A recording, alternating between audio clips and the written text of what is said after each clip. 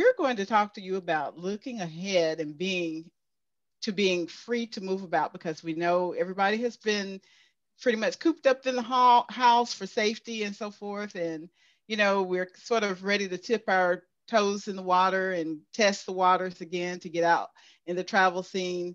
But we're not telling everybody to jump out there all of a sudden, but you decide what you want to do and when you feel safe enough to go and move about. And we know you have a lot of family members that you probably haven't seen, like we were discussing earlier. I heard someone saying. And so these are some of the things that we are hoping that you will, as you explore your possibilities of getting back out there, that you are prepared for some of the changes that have occurred because of the pandemic. So as we slowly get back out there, there are still some things, some hurdles, or some things that we can just, try to just be aware of as we navigate. So one of the first things we're going to talk about is your luggage and what and how to pack your luggage. And I know you all have packed luggage before and you think, oh, I don't need to hear that again. But we're going to just share with you some things that may work for you and you may want to try. So starting with how to pack your suitcase. Of course, start with your heaviest items first, your shoes on the bottom, your heavier coats if you're traveling in the wintertime, or fabric or garments with fabrics that are heavier, because you don't want to pile those on top of the on top of your lighter weight fabrics, because that will encourage wrinkling. And you don't really want to have to do a lot of ironing when you get where you want to go, because you have things to do and people to see. Try not to let all of your space go to waste, but as you're packing, remember, you may have presents that you want to take. If you're visiting family members or friends and you have some things that you've made, you all are crafters, and you may have some things that you want to take, or it could be a wedding or a special occasion that you're going to, a birthday, and you have gifts that you want to include in your luggage. So you'll need to keep in mind that you need some space to add those things in. Folding your clothes or rolling your clothes versus just packing your clothes in, you need to really spend some time and strategize how you're going to make the best use of the size of your luggage and the space that you have available. And you want to pack so that, everything is appropriate for what you're going to do and what you're planning to do, but using that space accordingly. If you have exterior pockets, you can use those to sort of keep some of those things at reach, and you don't have to think, oh, I don't know where those things are. They may be in those exterior pockets, especially if you're carrying on, or if you're bringing on one of the carry-on under the seat pieces of luggage. That is very convenient for you to use your exterior pockets. You don't want to overstuff your suitcase, though, because you don't want it to get out of balance. Even when the handlers are stacking things, if it has a bulge, sometimes they could easily roll off, and that would cause some of your luggage or contents to get damaged. You want to, you could use packing sleeves. What some businesses that you would order from would call them packing sleeves. They're also called packing cubes, and I'll show you those in a little bit. I have one packed in the back. All right, so tips for packing a carry-on suitcase. This is something that you're going to have with you all the time throughout the travel. So your liquid substances must be in 3.4-ounce bottles or smaller. So if you're carrying on anything, that's the size limit that you have. Now, anything larger than that will have to go into checked luggage, and that will go underneath the passenger cabinet. So it will have to go underneath. And keep in mind that TSA, the Transportation Security Administration, is allowing us to carry a 12-ounce or smaller bottle of hand sanitizer in our carry-on. But other things like your aerosols, your other liquids, your gels, your sprays, those things, if they're larger than 3.4, they have to be in your checked luggage. Do not stuff every compartment full. If you use some of your expandability of your luggage, keep in mind that it could bring it outside of the dimensions that would constitute it as being a carry-on. Therefore, it would end up having to be a checked luggage a bag, and you may have to incur another cost for that.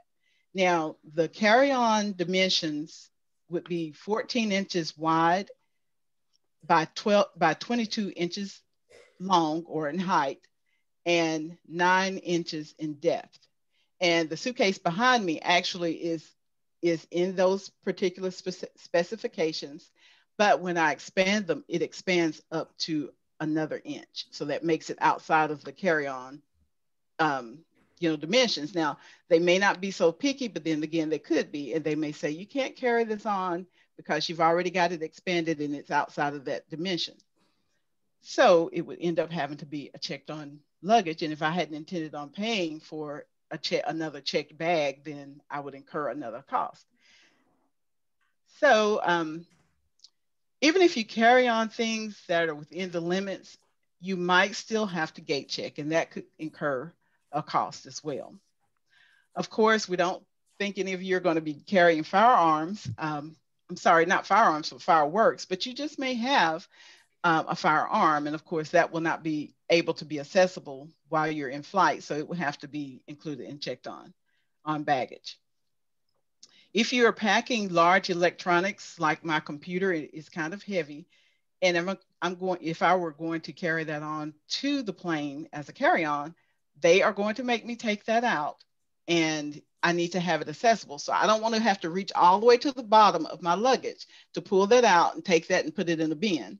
So I pretty much would just carry that on my personal item in one of my my only personal item, which could be a backpack or a large bag, tote bag, or a purse, because I do not want that heavy computer sitting on top of on top of my clothes and creating wrinkles.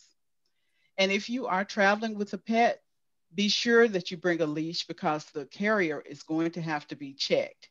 And you don't want they're not going to check it with the puppy or the kitty in there. So make sure that you have, a leash, and you can just keep that nearby so that they can check the carrier. It'll have to be screened through security.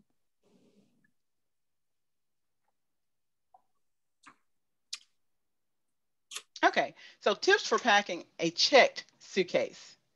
You can buy the scales that can weigh your luggage, but keep in mind that your scale and the airline's scales may not be calibrated the same, so it may be a little off. So I would be on the safe side and save at least 2 pounds, 2 to 3 pounds, so that if their scale is weighing heavier, then you're still in the weight limit capacity.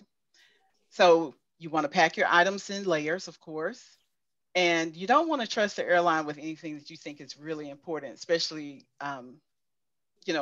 valuables and things of that nature, jewelry and so forth. I would carry that on my person or on a carry-on, but this is for checked suitcases where they're going to take it and put it underneath the passenger cabin.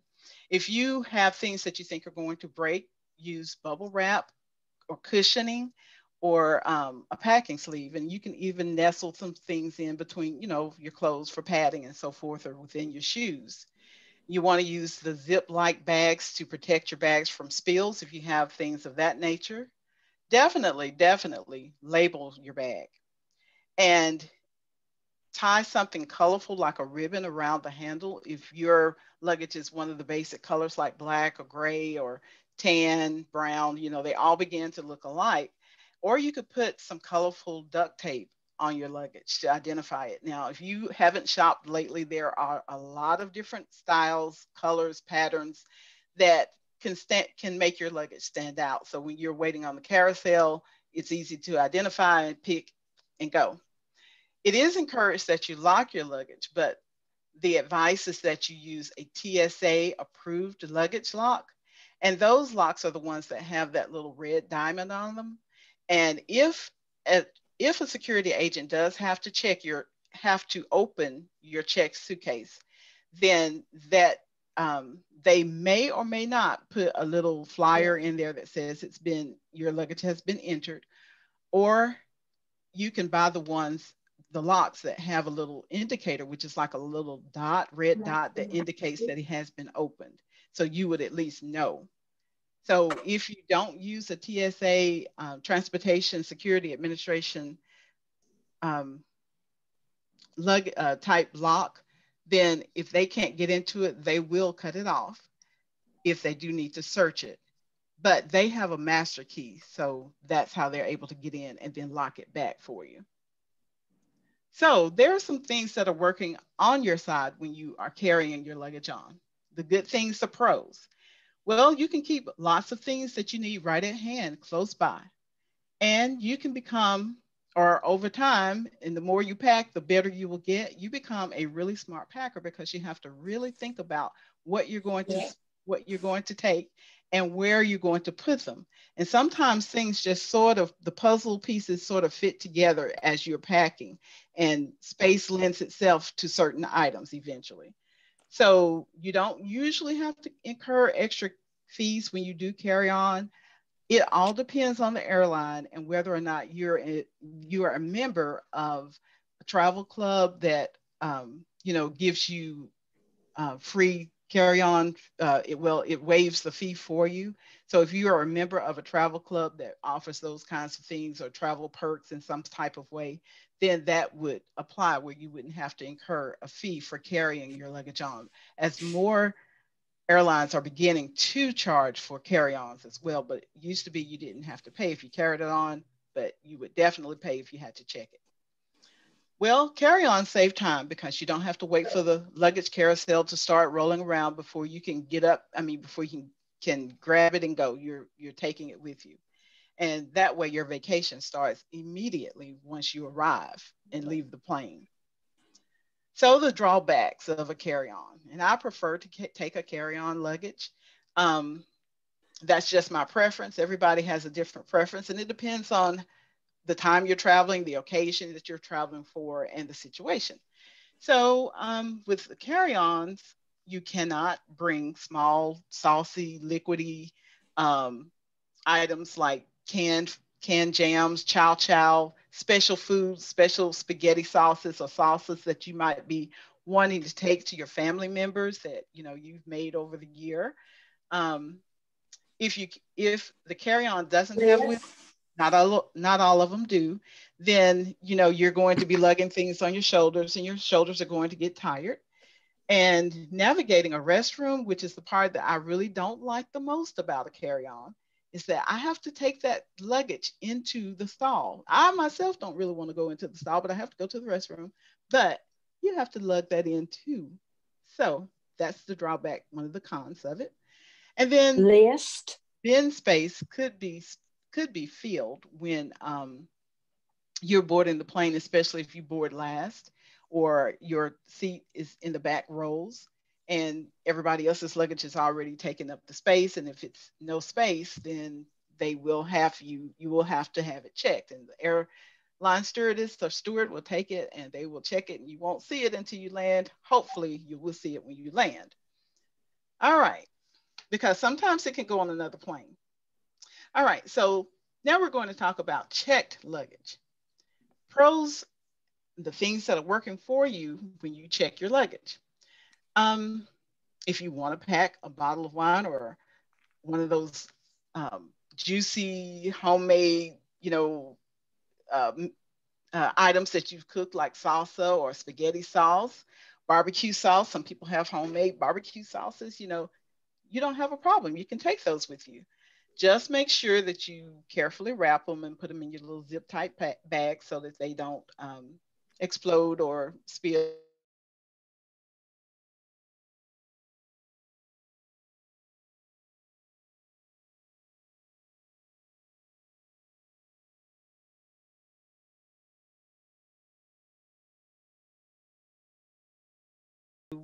Um, just go ahead and check your luggage. You don't have to worry about that. And you can just sit, pretty much your hands free, your arms free, your shoulders aren't hurting and so forth. no And then your large luggage can be packed with a great deal of more items. And that way you are able to save space if you have gifts that you want to take with you, or if you have things that you buy that you can only find where you're, at the vacation destination that you want to bring back home. So that leaves you with some space. So when you have a larger piece of luggage that you're handling or checking rather. And sometimes, women have a hard time deciding what they want to wear. And if you're going to a wedding, you may have two outfits as options and you're not really sure what you want to wear. And you want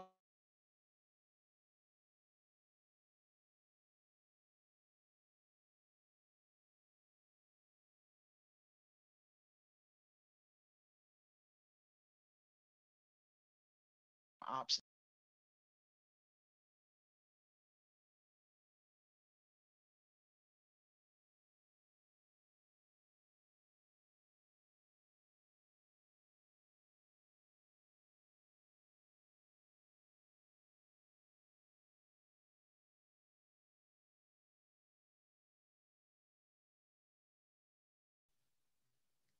Yeah, unclaimed baggage is what it's called. And it's not there for a reason. There's people's luggage that has gotten lost and they take the items out of that and they sell it as a used um, products. They have cameras, they have electronics, they have clothing and all that stuff because people have not claimed their luggage because they were given, their luggage was lost. They went and purchased other things and they just didn't go and pursue trying to find it. So the other thing that's a drawback with checked luggage is that it is difficult to manage because of size. Now, when you're getting your luggage off of the conveyor belt, sometimes it's really, people will sometimes generally help another person out if they see they're struggling with it, but lifting it off of the carousel sometimes can be an issue. So I'm going to stop sharing right at this point, and I'm going to show you a video. And after that, I'll show you my little packing cube. I only have one with me, but there's other sizes that you could use, and they do come in.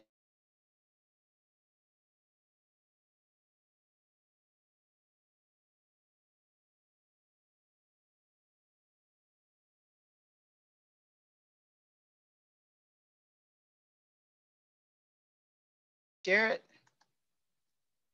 what about now? Yes. All right. Okay, let me go ahead and play it. Hi, everybody. If you pack your bags and you don't want to have to let off some hot steam when you get to where you want to go, then I'm going to show you the rolling method when you get ready to pack.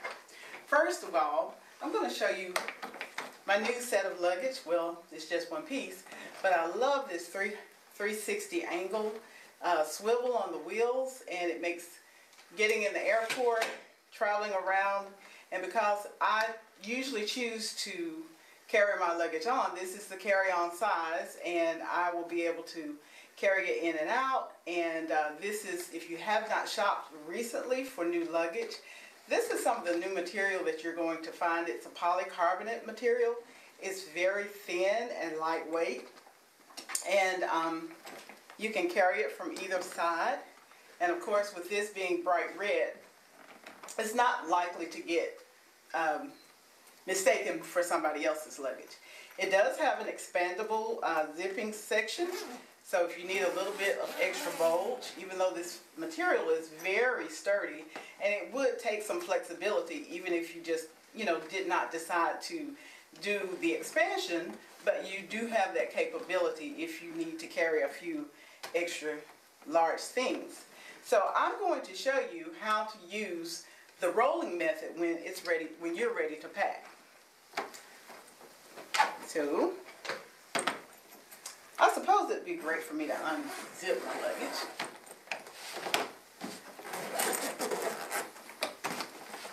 Now, one of the things that may be the hardest to do is to pack your suitcase when it comes, your clothing when it comes to pants. So we're going to go ahead and roll the pants first because of that little pointed area where the crotch is.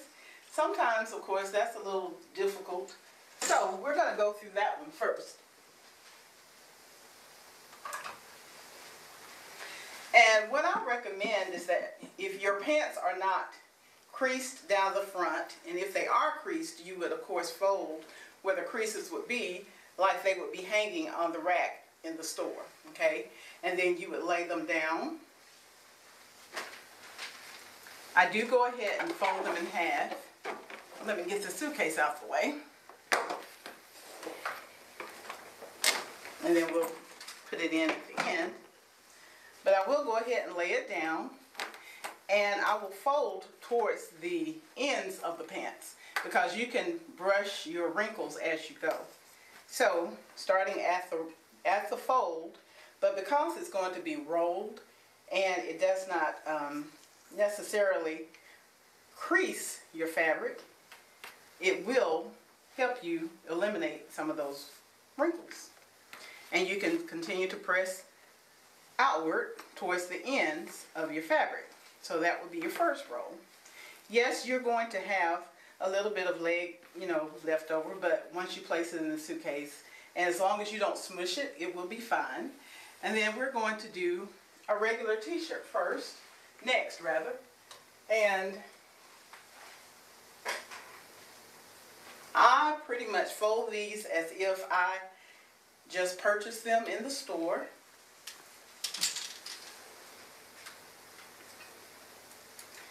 And I'm going to turn around to see if I can help you see. I just grab them at the shoulders and I turn my fingers in. I don't usually use a cardboard piece to fold my t-shirts. And then I just lay it on the table or the bed, straighten out my arms so that I don't get any wrinkles as much as possible. Fold that in half. And now I have my t-shirt to work with. Could have gotten a little bit bitter, but there we are. And then I just roll towards the end as well. And you can sort of press out your wrinkles so that you don't have them when you place them inside of your suitcase. And then a long sleeve shirt, we'll go ahead and pretty much fold it the same way. I find my shoulders and just turn it in. And this fabric is a little bit more wrinkly. It can stand the wrinkles. It's not a seersucker, but it's sort of like that type of fabric. And I lay it down. Long sleeves, you want to go ahead and turn your sleeves so that you don't have as many wrinkles. I fold that in half, and I start with the fold so that I can straighten out the excess as it pushes the fabric forward. And I start my roll. Alright, so now I have 3 burrito rolls that are ready to go inside of my luggage. And depending on the orientation of your luggage, the shorter ones, I usually will start the shorter ones at the short side of the luggage. But if I need to, you can always go in and readjust. You can line them up like the picture that we have shown you when we were talking about packing your luggage. And of course, I would start with my heaviest fabrics first so that they're not weighing on top of the other fabrics. And I would put my shoes at the bottom and I would put my burritos on top. That way, the extra weight does not encourage creasing, so that when I arrive, I don't have to do as much ironing and prepping to be able to go out in public, because I'm there for vacation, or if it's a meeting, I'm ready to get to where I need to be and so forth. One last thing I do want to show you, I was talking about the pants. If you do not fold your pants, if you don't have creases, and you do need to fold your pants just regular, you just fold them in half. You're going to have that point for the crotch. We're going to fold that in half. And I'm actually going to roll these. I'm going to roll it where the pant legs end up on the inside. And I'm going to start at the at the fold, and just roll. And like I said, you will have that area of the crotch. If you would like, you can tuck it in if you want, but it can create some creasing. But in the location that it is, the contour of your body is pretty much going to soften that curve, that little crease if it makes one, and it won't be so difficult for you. So actually, I probably should have done it a little bit the opposite direction. So I'm going to do it, I'm going to undo it, and I'm going to do it where the pants will be on the outside then. So starting with my my fold, I'm going to do my roll. And rolling, and rolling, and rolling. Now, I'm not going to tuck the little crotch area in, so I'm just going to neatly go ahead and place my burrito in my luggage. And I'm ready for my next piece. And you may get a little crinkling there. Like I said, the contour of your body will smooth that out. And nobody's going to know if you decide that you don't want to have to steam and iron once you get to your destination. So I hope this helps. Give it a try. You're at home, those of you who are at home, go ahead and give it a try. And you just may like packing this way a lot better, because you may find, and I believe you will find, that you can get more things in. It's a little bit more compact. You have your little neat areas already nice and tidy inside of your suitcase, and you are ready to roll. Thank you. Hope you have a good one. Okay, everybody, thank you so much for bearing with me in my packing video.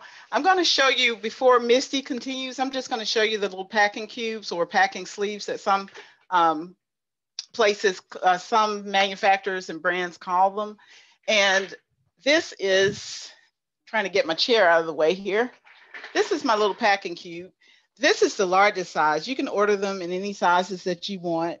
They come in multiple sizes. This is the largest one of 3. And the other one, the one a step down, is about 3/4 of the size of this one. And the other one is about half of this size. And I like these because you can compartmentalize your garments, your jewelry, whatever you want to pack, and it sort of creates the space that you will, it's like it'll play out for you. You'll be able to say, okay, this little nook and this little cranny will fit this and that, and it'll be the perfect spot for it. And the smaller sizes, I like them because if it's something like my jewelry or something I don't want to leave in my hotel room, I can just pick it up by the handle and put it in my tote bag or my big purse and carry that with me, and don't have to leave that in the hotel or lock it in the vault or the safe.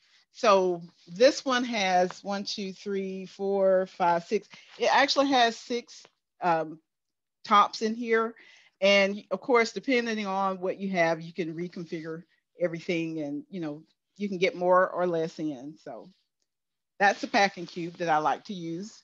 So I'm going to go ahead and go back to the PowerPoint so that Misty can discuss with you taking off and departure, what you can expect when traveling. So just give me a second to switch back. Hey, Kim, I would like to mention a couple of things with those packing cubes. Those are really good if you are packing for more than one person, because you can separate your clothes from your spouse's clothes. And something else that I would like to mention is the lock, because I don't have a lock on my luggage, but after preparing for this presentation, I decided that I would get a lock, and I would at least use it when I'm in the hotel so I can lock up my personal belongings, because if you have a laptop or iPad, they won't fit in that lockbox. So that's something that I've learned from preparing for this presentation. Thank you, Kim. Oh, that's a good point. Thanks, Misty. All right, so let me pull us up again. And I will share. And then Misty can take off.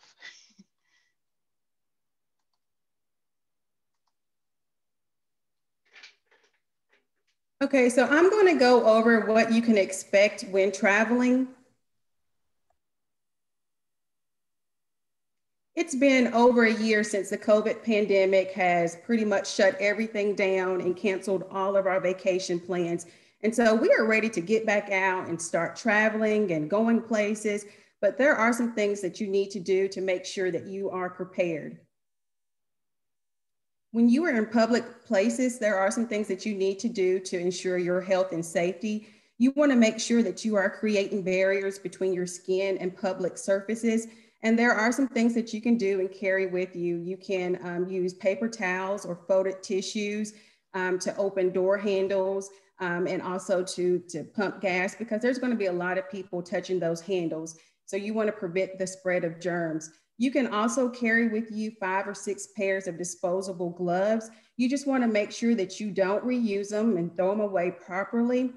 Something that I like to do is to carry with me some hand sanitizing spray or some hand sanitizing wipes. And so a lot of times, even though I am using gloves or paper towels, I will just spray my hands down with this hand sanitizer and my steering wheel to make sure that I'm not picking up any germs or spreading germs. Of course, if you're traveling, you're going to have to take a restroom break. And so when you are using public restrooms, you want to make sure that you line the toilet seat with toilet paper or use a toilet seat cover. And then when you wash your hands, you want to grab the paper towel first, wash your hands, use that paper towel to dry your hands, to cut off the faucet, and then also to open the restroom door. A lot of places now will have a foot pull, so you can use your foot to open the door and you don't even have to touch the handle. And I think those things are really neat.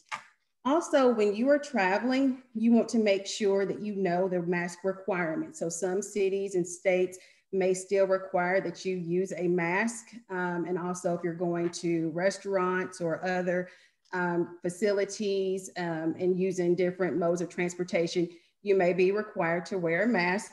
Something that I like to do is to carry a Ziploc bag in my car and in my purse. So I'm always wearing a mask, and I always have a mask with me.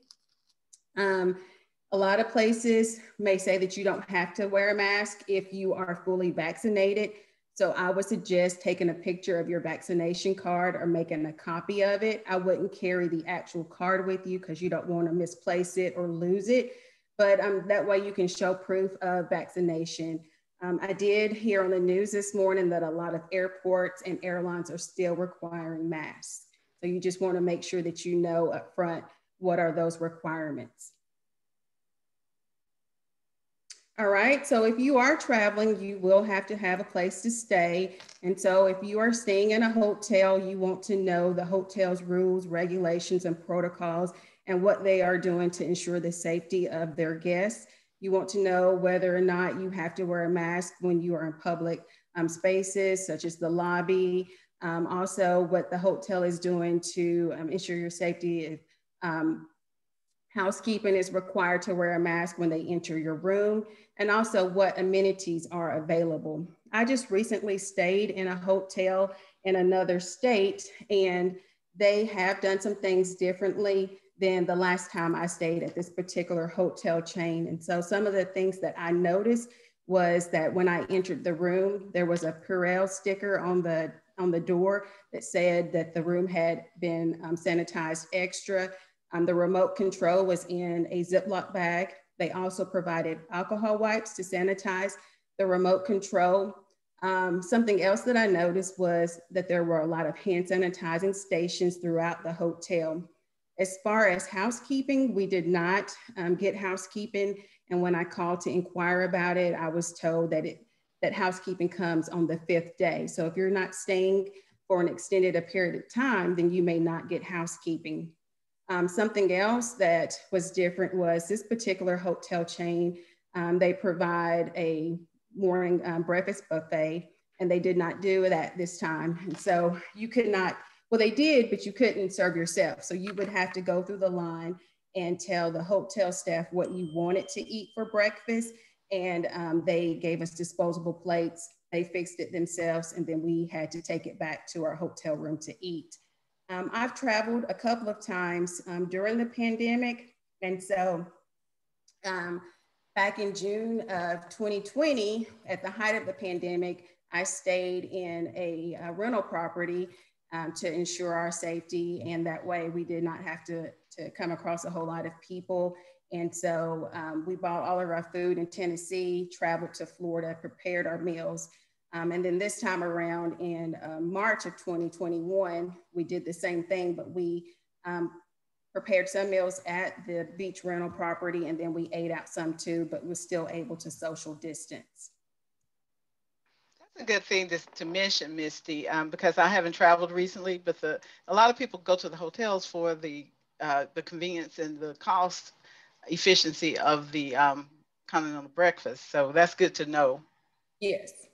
And I see that we're running out of time. I've just asked for extension if okay, we great. can. And then also you have to pick your mode of travel. And of course, traveling by car is the preferred method, but it is going to take some additional planning and preparation. So something that was different when we traveled to Florida back in June of 2020 was I did not identify which rest stops or gas stations that I wanted to go to. But of course, when I needed a restroom break, a lot of restaurants were open through the drive-through, but you couldn't enter to take restroom breaks. And so that's important to know. Of course, now that has changed. If you are renting a car, you want to ask whether or not the car has been cleaned and what has been done to protect you and your family. Also, if you choose to rent a car, you want to make sure that you make your reservations as soon as possible. So as soon as you know that you are going on a trip, you want to book your rental car reservation. And if for any reason you think you may need to cancel, you want to wait up until that deadline. And that's because it's going to be really hard right now to reserve a car. And that's because a lot of rental car companies had to sell their vehicles just to stay afloat during the pandemic. And so there are having a shortage on vehicles. I also heard on the news that a lot of people can't get a rental car, so they are renting U-Hauls to take their vacations, and it could cost up to $600 per day just to rent a car. So you need to keep that in mind as well, because that's an extra expense. Also, if you're renting a car, you may not want to get it at the airport because it's going to cost more money. And so if you choose to fly, there are some things that you need to do to make sure that your flight goes over smoothly. One is you want to make sure that you arrive to the airport early, and you want to make sure that you wear easily removable shoes when you are going through security. Also keep in mind that a lot of airlines will have limited flight capacities right now, and that's because they are blocking the middle seats to allow for social distancing. And some airlines may not have in-flight amenities such as food and beverages. And so one of the things that I always do is I like to pack snacks in my purse, and then I will buy a beverage once I get past security to take on the flight with me. Something else that you can do is the TSA PreCheck, and we have the website listed below on the slide. You can apply online. It takes about 5 minutes, and you can schedule your appointment at any of the 380 plus enrollment centers.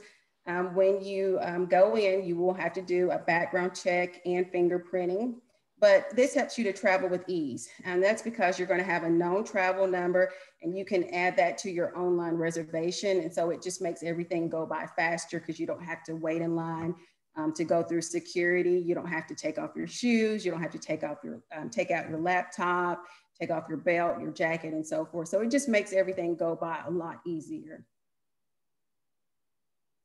And then some people like to cruise. I have a coworker, and she swears by cruising, and that's all her and her family does. And so the CDC has lifted their no sail order. However, there's a lot of cruise lines that chose to voluntarily extend that no cruise order further into 2021. So depending on the cruise line, you may want to check to see when they're going to start sailing again. And you must choose whether or not you want to get travel insurance. And so there are some pros and cons to travel insurance. This last time, We chose to get the travel insurance because, you know, with the COVID pandemic, you never know when you may be quarantined or if you may get COVID and you can't travel. And so for us, paying that extra fee was worth it in case we were to get COVID and could not travel. At least we wouldn't lose our money. So you just need to weigh the pros and cons. Are there any questions?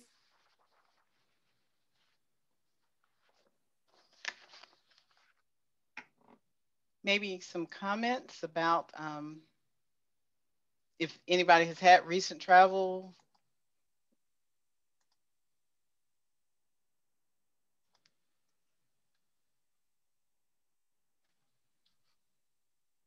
I just got back from Key West, Florida a few days ago, and it was a very pleasant experience. And we did have to wear the mask the whole time in the airport and on the plane. Good, thank you for that. Okay, we did get an extension, but I do see, Shelley did give us an extension, Misty, but I do see that we're about to leave in about 45 seconds. I would say if anyone else has a comment, I guess you could get it in right quick. Does anybody else have a comment? And she may send us back again like she has in the past. But this may be a good time that, you know, as navigating the travel scene, you may want to consult with the expertise of a travel agent. So they may be able to help you navigate and sidestep some of the you know, the issues. We can still have fun, we can still be safe, but when you're ready. I think I gave you 8 extra minutes. I'm not sure. You're muted. I'm sorry, I don't believe